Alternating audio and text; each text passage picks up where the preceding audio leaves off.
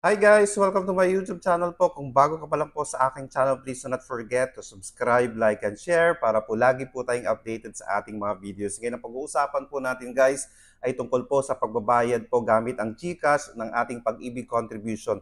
Dahil minsan po ayaw na po nating pumila dahil mahaba po yung pila sa mga branches ng pag-ibig or gusto na lang po natin hassle-free, isang pindot lang nakabayad na po tayo. Ngayon, ang gagawin po natin para makabayad po tayo gamit ang GCash, buksan lang po ang ating GCash at hanapin po sa list of bidders po ang pag-ibig. Pag nahanap na po natin, ilagay lang po natin yung amount kung magkano po yung babayaran po natin at meron pong service fee na 5 pesos po. Maliit na pong service fee na po yan kaysa pupunta pa po tayo sa branches, pamasahe pa po natin. And guys, ngayon, ilagay po natin dyan kung magkano po at i-click po natin ang pag-ibig or members contribution po.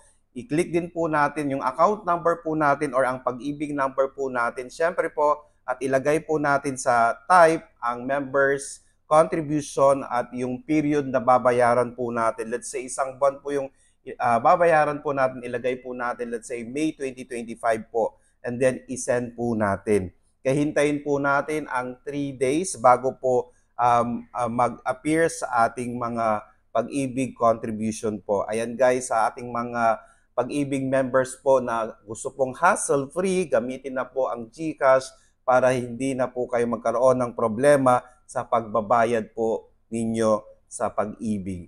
Sana po nakatulong po ako. Please do not forget to subscribe, like, and share para po lagi po kayong updated sa ating mga videos. Maraming salamat po and stay safe. Bye-bye!